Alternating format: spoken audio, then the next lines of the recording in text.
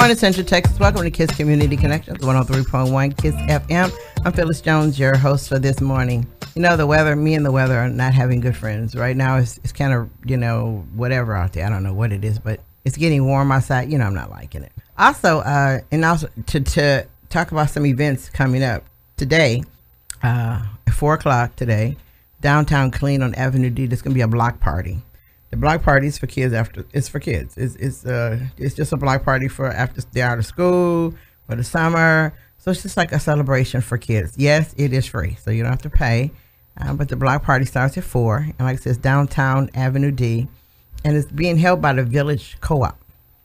If you have nothing to do tomorrow, today really, Sunday at 4, go down to the Avenue D between Gray and 8th Street, and bring your kids to the block party.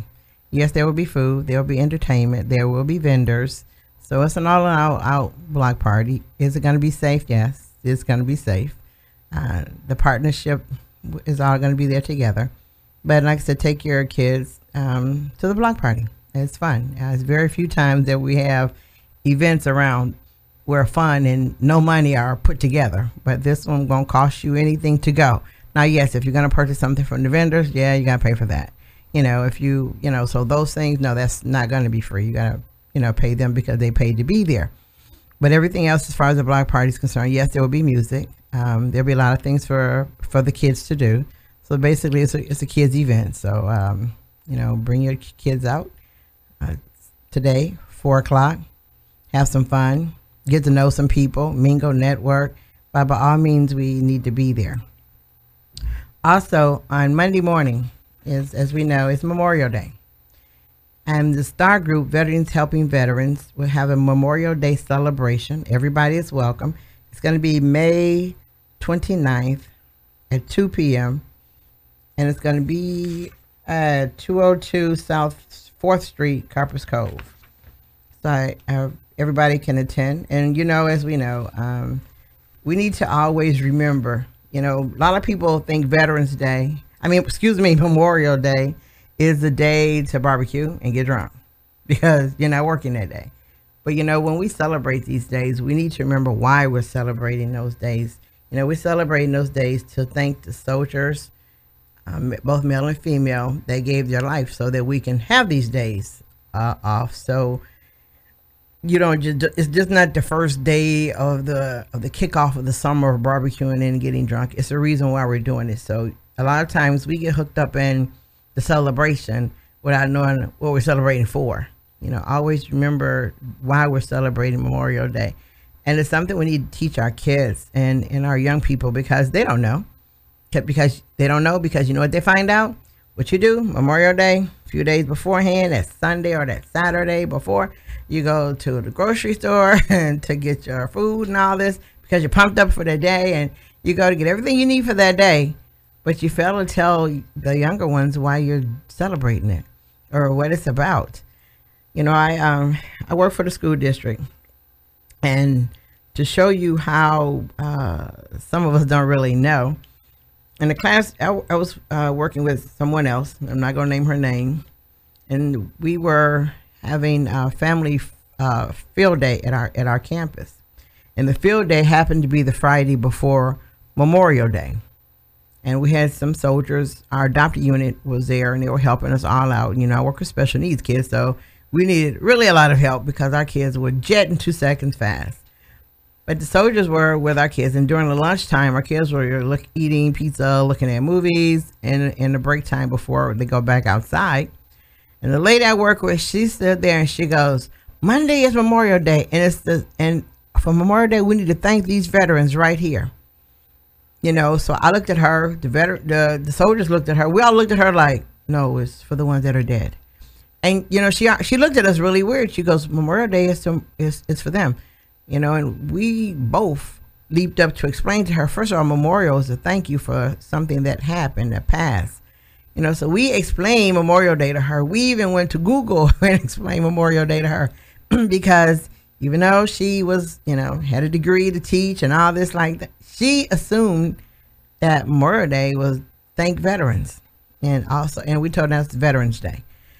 to her, they were both the same. They were just celebrated in 2 different times, you know, which let us know that with her, there was a disconnect. There was a big, huge disconnect that nobody put that together to let her know about Memorial Day. And, you know, a lot of us will also think that Memorial Day, yes, is May 30th, but also we will attribute May 1st, 1865 in North Carolina. You had a group of African Americans who found a big, huge piece of land, and there was a hole there. That hole was African American soldiers who had died or were killed during the war, but they were all piled up in a grave. They were just piled there. They were just there. So they took their time. It took them 2 weeks, but they took their time and took all of those soldiers out of that hole and gave them the proper burial on May 1st, 1865. So a lot of people will say that was the first Memorial Day because that's what they did. You know, they took them out. And then, you know, we have the other part of Memorial Day, which is May 30th. So to say we have 2, yeah, we do. We actually do. Because that, to me, was a Memorial Day, you know, and that was actually a busy day because can you imagine dragging, you know, over 200 bodies, you know, and dragging, because you remember 1865, there was no car, there was no trucks, no trailers, none of those things existed. So they physically and dedicate themselves to drag those soldiers to properly bury them. You know, and I'll say I honor that too, because that was, I don't know if I could have been doing that one, you know, I might have stopped at the mid. But that was done on Memorial Day, and that was a memorial too. So those are your history facts about Memorial Day. But also Star Group, like I said, Veterans Helping Veterans is having their Memorial Day celebration May 29th, which is Monday.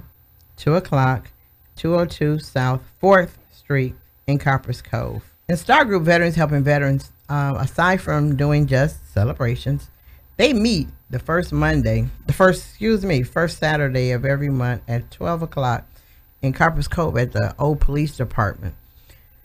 They do a lot for veterans. If you're a veteran and you're having problem getting your percentage done, they help you with that. If you're a veteran and any assistance that you need, they have someone there with the expertise to help you. And Jonathan Haywood is their president, and he's very good at what he does. But you know, not only do they help the veterans, they help the people in the community. They make sure that they're helped.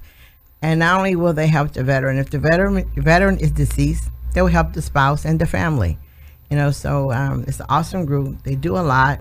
They do a whole bunch of things, but especially they do work hard and they take care of our veterans and their families. And actually active duty soldiers, they take care of them too. So they do more than just celebrating and celebrating. They also turn around and help. So you see all the fruits of what they do and what they're about. I would say go to Star Group, Veterans Helping Veterans. They have a Facebook page, and talk to them, call them up. And if you have a soldier that needs any kind of help, call them up. Even though they're in Copper's Cove, does not mean they don't help you in Bell County. They do. They stretch as far and wide as possible and to every veteran that's in need. You know, so I would say if you can, you know, go and visit Star Group, Veterans Helping Veterans, and check them out. Okay.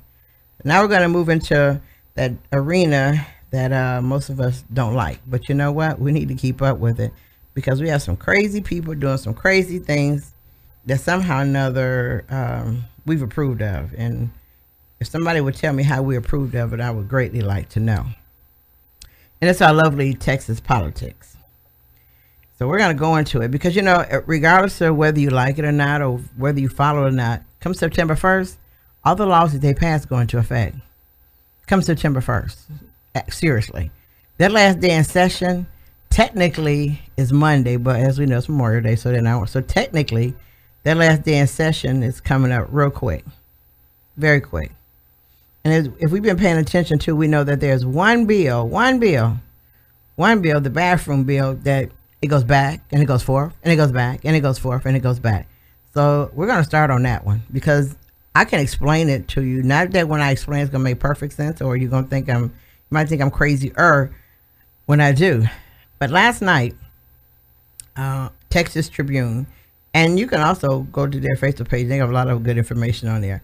But last night, about 11 o'clock, our speaker, the Texas Speaker of the House, Joe Straus, he stated that, you know what, the House has compromised enough on this issue with the bathroom bill. They changed it, and they changed it for the greater good, according to them. And they changed it by saying the schools would have the law. The law would affect public schools only, the bathroom law, the bathroom bill. It would only affect schools. So Joe Straus said there won't be a special session. And I'll stop there. Special session, as we know, is when our legislators have to work afterwards. They work day by day. They get paid day by day. And guess who pay them? We do. So when there's a special session, we paying them. Again, we paying them more money than they already make, which is too much. We pay them more. So for a special session to take place, we paying them for that.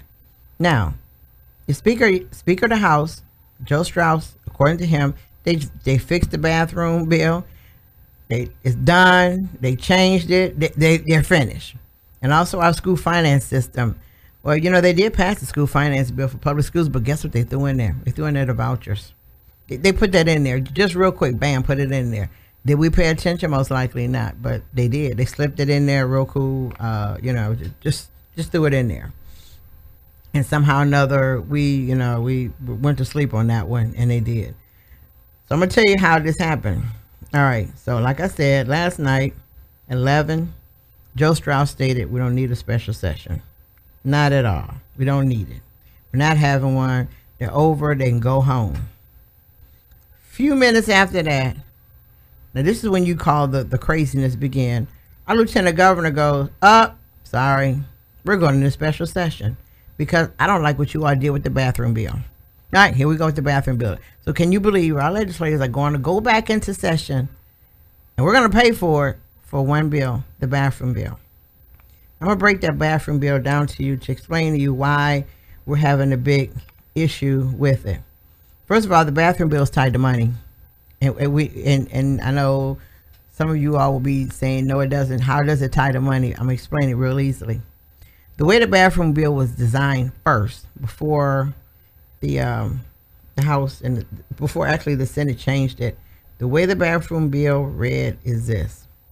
It was that everywhere, anywhere, Texas would agree with the bathroom bill, which means that there would either be in place a transgender bathroom, or people who are transgender would be able to just go into the bathroom of the sex they identified with. So whatever they identified with, that's the bathroom they will be able to go to. Or certain places would have a unisex bathroom, transgender bathroom, whatever they want to call it, it'll be another bathroom. Well, when it got to the Senate, they decided, nope, we're not going to do that. We're going to change it, and it's only going to be public schools. So I'm going to stop there and explain why. Number one, North Carolina has a bathroom bill. They voted a whole thing. They got it. And guess what they lost? So far, they lost over $1 million. They lost over $13 million because this.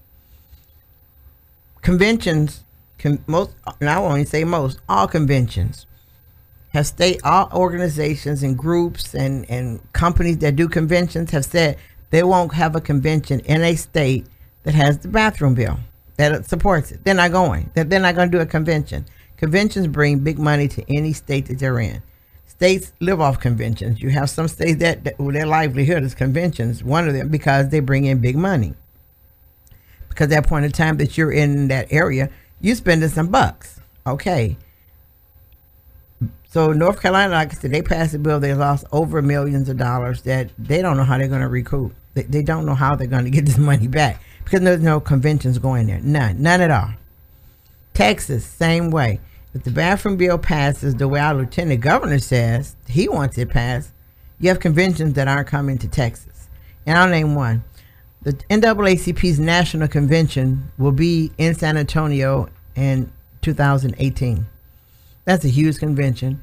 It brings a lot of money. You have all your, I guess, important people. People want to say all your stars and all your talk show hosts. They all come to the national convention because everybody want to be seen. So that's a huge convention. It's a week and a half convention. But guess what the NAACP said? If you have the bathroom bill, we're not coming. We're not coming at all. So Texas stands to lose if the bill is passed the way it is.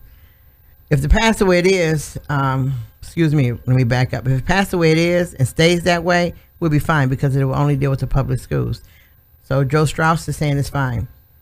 Our lieutenant governor is losing this fight. He doesn't like losing, so he's saying if it doesn't go his way, we're going to have special session, which means right now, Dan Patrick, being lieutenant governor, just won because it isn't going his way. So there's going to be a special session. It will start immediately when this session ends, and they're going to sit there for who knows how long. He will hold them up until they pass the bill his way.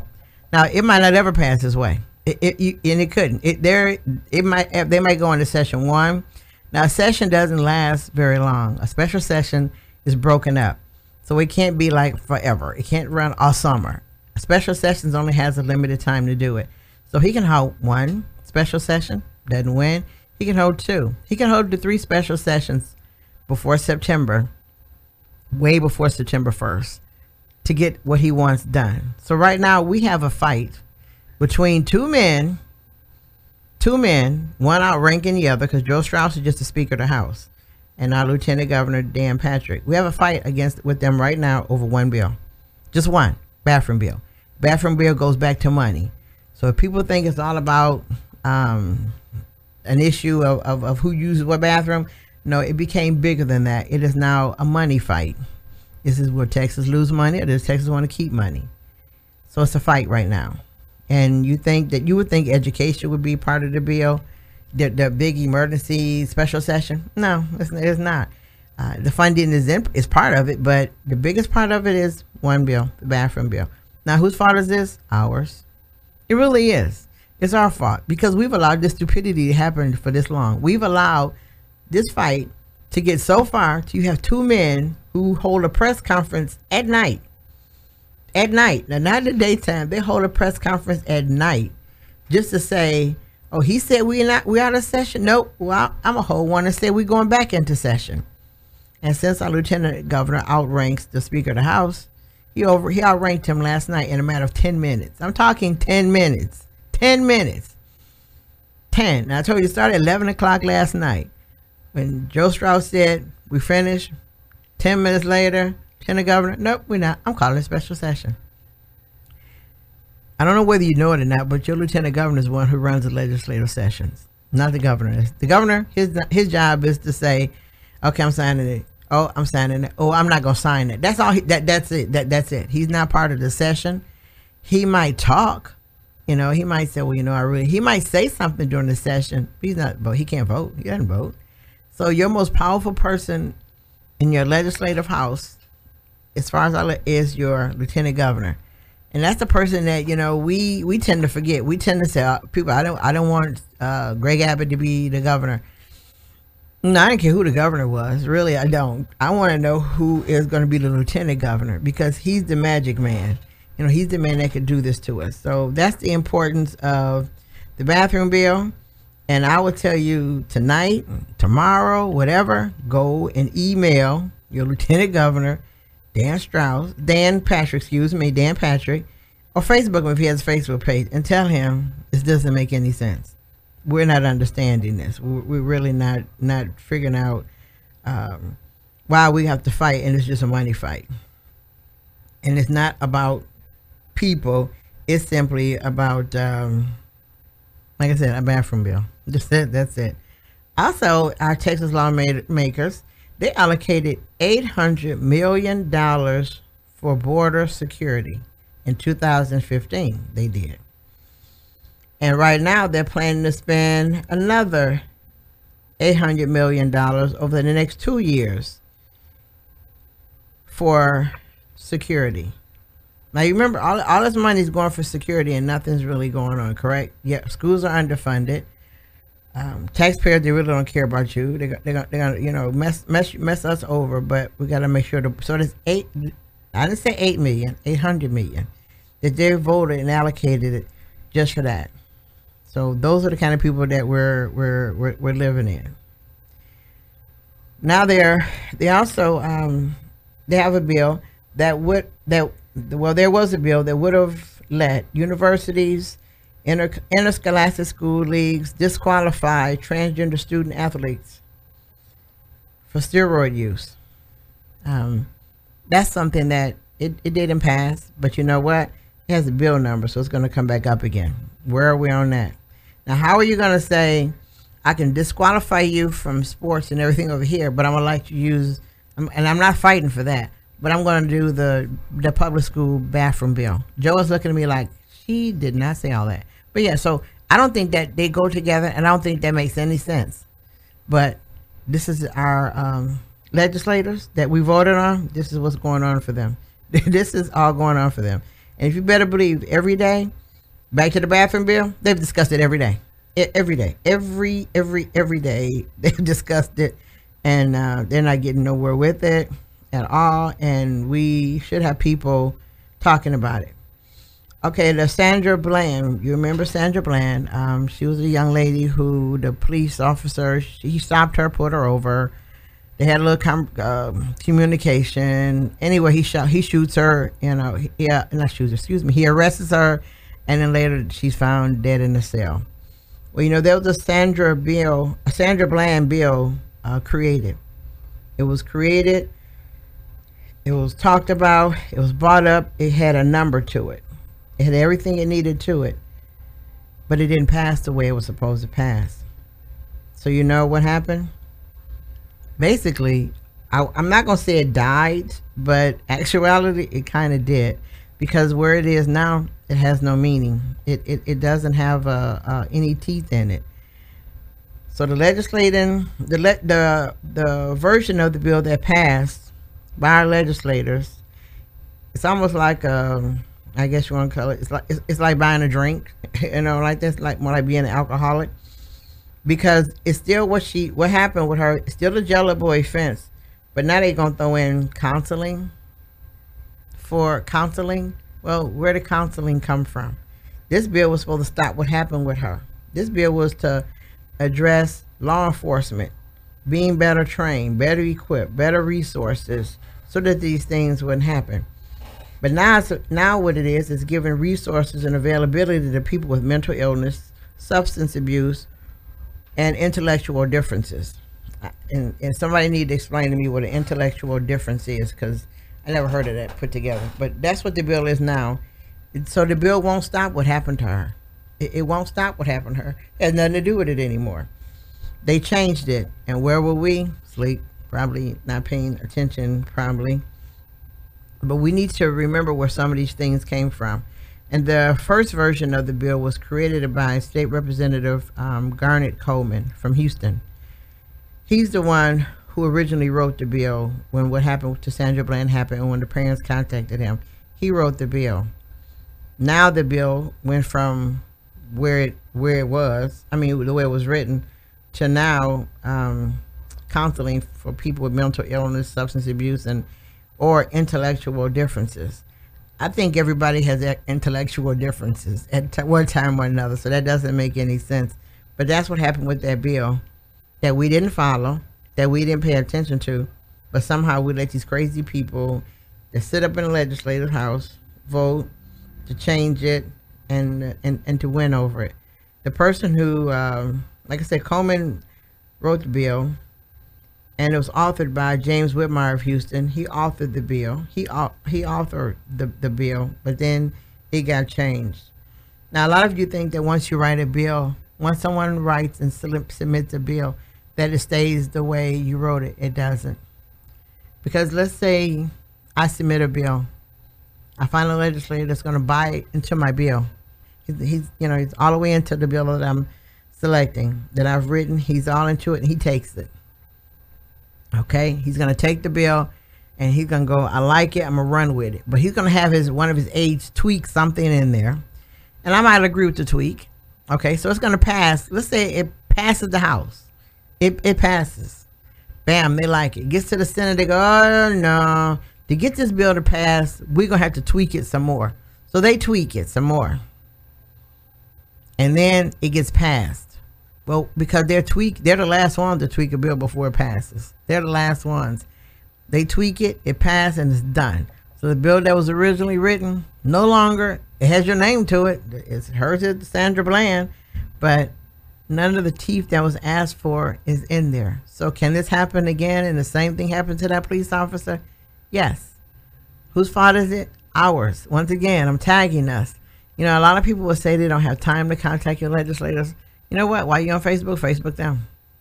I'm serious. While you emailing people, email them. The same amount of time it takes you to check your email is the same amount of time it would take you to email your legislator or the legislator who authored the bill. Email them, Facebook them. They all have a Facebook page, and tell them, hey, listen, this is crazy. I mean, that's all you. Sometimes all you gotta do is say, the Sandra Bland bill is crazy.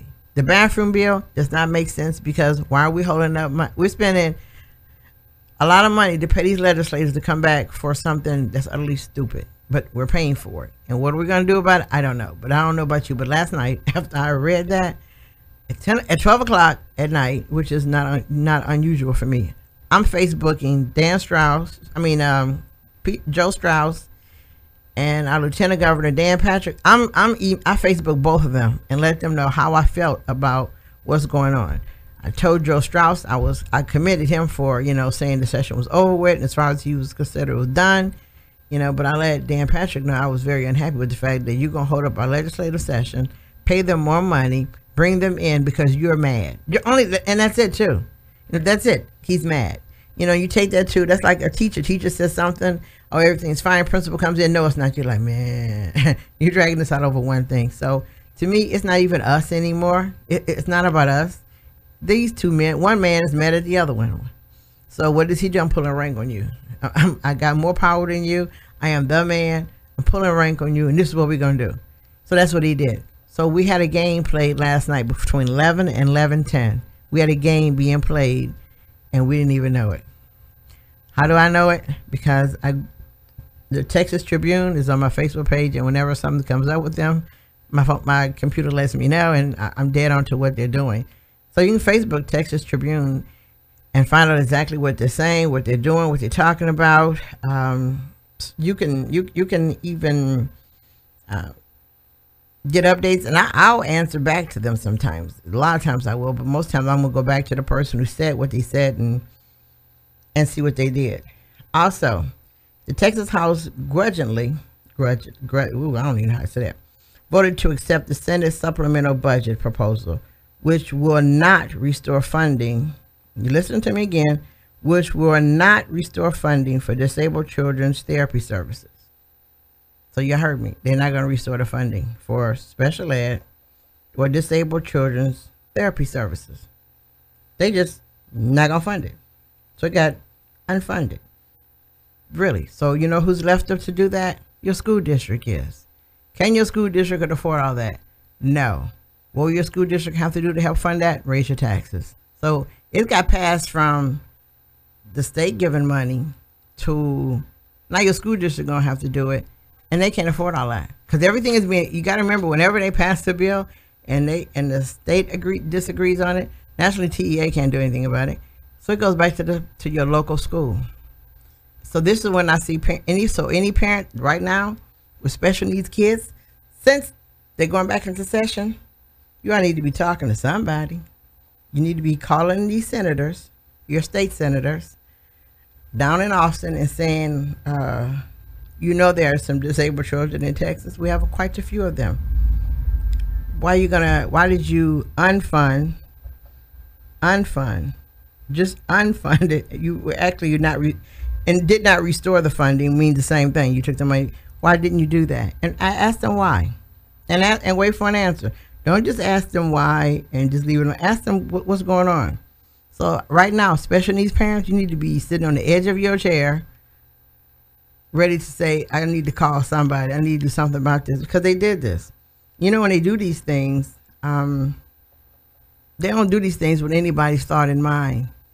When they don't see you testifying before them, when they don't see you sending them what they call white papers.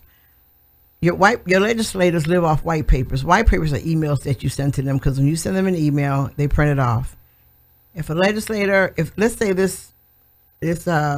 this therapy services for disabled children came up, let's say it came up last Monday. Let's just say last Monday it came up and you knew it that Friday before.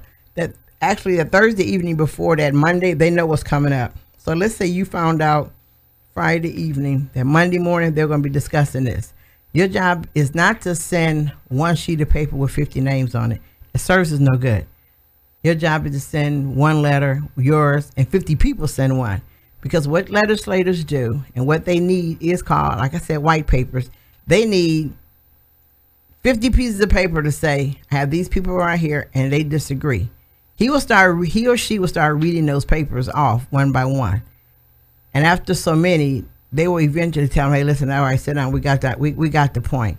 You have no idea sometimes how strong that is, because let's say he had 500 pieces of paper. He will say, I got 500 letters right here from 500 different people. I got 500 letters. This is what they're saying. He's going to start reading them because he believes in what you said. He's going to start reading them. After so many, do you want to listen to 500 sheets of paper? No, you don't. You really do not.